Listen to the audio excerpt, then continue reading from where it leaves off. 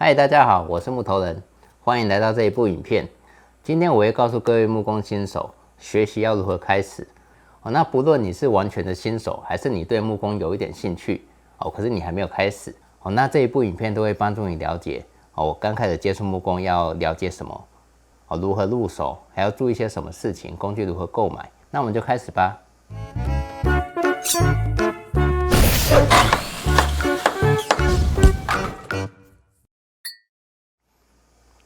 那首先，讓我們來了解一下什麼是木工。木工對我來說是一門藝術，還有手藝。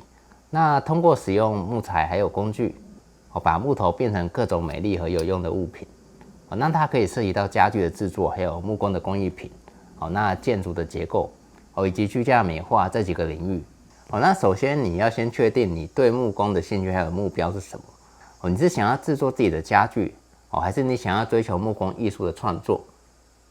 還是你是想要做居家的裝潢，做一些漂亮的小物件放在家裡。一開始你如果先設定好你的目標，這比較有助於說你可以選擇適合你自己的木工領域。你該去哪裡上課，該買什麼工具，這樣也可以讓你省一些經費，把錢花在重要的刀口上，不會買到一些根本用不到的工具。那尋找學習資源非常的重要，這裡我有一些建議給大家。第一個是現在最多人選擇的就是觀看影音的教學，像 YouTube 啊、TikTok 或是 IG，都有很多這一類的木工影片，有非常多的資源可以使用。但你必須要注意的是，有許多的影片其實是比較硬核的。那如果你不具備有一定的木工經驗，你會看不懂，或者是你看了你也無法去複製出來。那最重要的是，你並無法從影片內去判斷說，它的操作是否具有危險性。這一點你必須要特別的小心。這是很多木工新手在剛開始要接觸木工的時候很容易忽略的事情。那第二個方法是閱讀木工的書籍。那木工書籍通常會有很明確的學習標的，你只要選對書，你就可以不用擔心說這個內容並不是你需要的。但顯而易見的缺點就是有時候你只能靠文字啊跟圖片去想象，對新手來說可能會比較難理解。那第三個方式是去參加線上的木工課程。那線上木工課程的好處在於說，它的內容比較有系統性，你可以照着老師的規劃，照章節一步一步的學習，你可以不用花大量的時間去網絡上尋找學習的資源。那以影片的方式去呈現的話，內容講解也相對的詳細，學習的吸收力就會比較好了。那因為是預錄好的課程，所以你想上課的時候，只要打開電腦、手機，那就可以無限次的去觀看，並跟着影片一步一步的實作。那至於缺點的話，就是需要花點錢嘛。當然所謂的時間就是金錢，用錢買時間投資自己，我想這是一個很聰明的投資方式。那另一個問題就是遇到問題的時候就沒辦法及時的跟老師反映。那第四個學習方法是很多人一開始選擇的方式，就是直接去木工教室上課。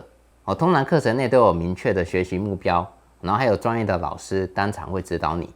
有問題就當面詢問，學習的成效會是比較好的。但有幾點要給大家建議，我們在學習木工的時候必須要長時間不間斷的上課，才會有效果。你不能想說你只是上個1至2期，就有辦法學好。那因為木工的學習要掌握的技術細節啊，還有工具的使用技巧，還有我們的操作手感，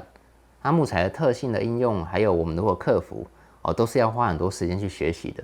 你可以試着想看看，我們在木工課程中學習到的學問啊，還有技術，你如果只學習一次，你覺得你有可能記住嗎？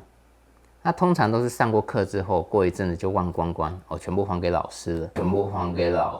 了。那每個人都有不同的學習方式，那因此你要選擇適合自己的學習方法，這非常重要。那有些人喜歡通過觀看視頻來學習，有些人更喜歡閱讀，有些人喜歡上實體課程。那不論你的學習方式是什麼，最重要的是保持你的熱情，要有積極的學習態度，並持續的實作，要做出作品出來。做出作品是非常重要的一個關鍵。在剛開始學習木工的過程中，你可能會遇到一些困難啊，哪裡做錯啊，或者這個切錯、尺寸算錯，這都是非常正常的。就連我做了這麼多年，我在做家具的時候也常常會失誤，因為做木工的細節實在是太多了。所以有時候失誤都是難免的。當然你也可能會懶惰，大部分人都是這樣子。但你也不要氣餒，每一位木工師傅他都是從新手開始，我們持續的實作去累積經驗，並提高自身的技術。那像我們來講講木工常見的分類，一個是榫卯木工，那榫卯是一種傳統的木工技術，它使用榫頭跟榫卯來連接木頭，這樣的連接方式，那提供了穩固還有耐久的結構，可以適用在高級的家具，還有老的木式建築，以及木質的工藝品，那學習的難度比較高一點，需要投入的時間啊，還有金錢成本也很高，但是榫卯木工可以制作出非常高品質的藝術家具，然後你也可以得到無與倫比的成就感，這是我們一直喜歡做榫卯家具的原因之一，主要都是因為你如果已經接觸過好的東西了，其實就回不去了。那另一個是鄉村木工，這個是很值得考慮的一個木工學習項目。制作鄉村風格的家具啊、裝飾品以及日常用品，通常都是使用松木啊、杉木這一種，它木材的4個面都已經爆平了，這些材料拿到手之後，我們就只需要裁些長度，就可以使用螺絲啊、釘子、鐵釘來組裝，可以非常快速的完成作品。那因為材料跟制作工法的變化比較小，所以通常作品會比較沒有特色，所以我們很常看到鄉村家具會透過油漆的變化，還有刻意做老化處理，以及做碳化處理，來幫這個作品增加風味。那還有一個是木工的裝潢，那裝潢的話都是使用合板啊、木芯板這些木材來制作，通常來說是這樣的。那你當然也可以使用原木去幫家裡去做裝潢，只是可能會使用到釘槍，那因為這個不在我的專業範疇裡，所以我就簡單略過。那關於工具的預算，木工工具的預算範圍大概可以從幾百塊到幾萬元不等，這具體取決於你的需求，還有你對木工的質量要求，以及你想要做什麼樣的作品出來，你的目標是什麼，這都會關係到你要花多少的金錢去學習及購買工具。那作為一個新手的話，你可以先考慮一些比較基本的入門工具，真的我們有需要買的時候我們再去買，這樣可以降低你初期學習木工的負擔，那你在實作中才能逐漸了解你真正需要哪些工具，而不是買了一堆工具可是都沒有在用。那以學習榫卯木工來說，最基本的手工具購買下來大概就要1萬多左右，鄉村木工則大概在1-2千之間，就可以買到一些比較基本的工具了。那當然以上的價格都不包含電動工具，那電動工具的話，插電的比較舊款的大概1000至1万不等都有，那現在比較新型的鋰電池的無線的，那可能就都是萬元起跳比較多。一開始如果還不確定你要玩多久，可以先買插電型的電動工具就好了。那當然你也可以購買二手的工具，在二手市場啊，或者是線上的平台，其實 FB 有非常多的木工社群，有賣二手的工具，你可以在上面尋找質量比較好啊，或者是使用年限還沒有那麼久，然後價格又合理的二手工具，它也可以用5到8成的預算就可以買到。那許多學一會沒興趣啊，或是沒辦法持之以恆的同學退坑，都是常有的事情。那同理來說，萬一你自己退坑了，你也可以在二手市場賣出，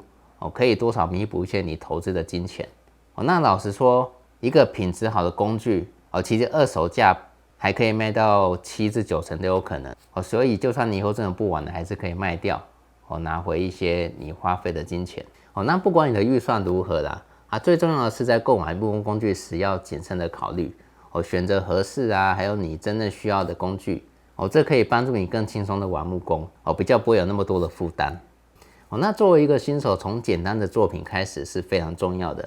選擇一個適合你技術水平的目標，例如制作一個家裡要用的小型木盒，你可以放你的珠寶啊、你的金條啊，或者做一個簡單的木凳子，平常可以拿來坐、拿來窺咖。這些簡易的作品不僅能幫助你熟悉最基本的木工技巧，還能增加你的信心還有你的動力。你也可以在制作這些家具的過程中了解到自己到底適不適合做木工。那學習並熟練這些基本的木工技巧是提高你能力的一個關鍵。這包括學習如何測量啊、標記木材、切割，還有修整木材，以及使用不同的連接方式，透過不斷的練習還有實作來累積你的實力。那通常在學習的時候遇到問題啊，或是你作品完成，這時候尋找前輩的幫助或是老師的幫助，這是學習的很重要一個部分。當你完成一件作品時，你不要害怕去尋求他的意見還有建議。這是可以從有經驗的木工師傅那裡尋求指導，或是將你的作品分享給網絡上的其他人、你的朋友、你的家人，獲取他們的反饋，這樣可以幫助你發現自己的盲點，並改進你的技術。那其實我們玩木工最重要的是，你千萬不要忘記了享受木工的過程。木工是一個具有創造性，然後又非常有趣的活動，可以讓你發揮想象力，並制作出美麗的作品，改善你的生活品質。不論你的作品最後的結果如何，最重要的是你在這過程中獲得樂趣啊，還有滿足感。一開始千萬不要給自己設太高的目標，不要說一開始什麼都不懂，說我要做桌子，我要做櫃子。依照我的經驗，通常會在這過程中不斷的失敗，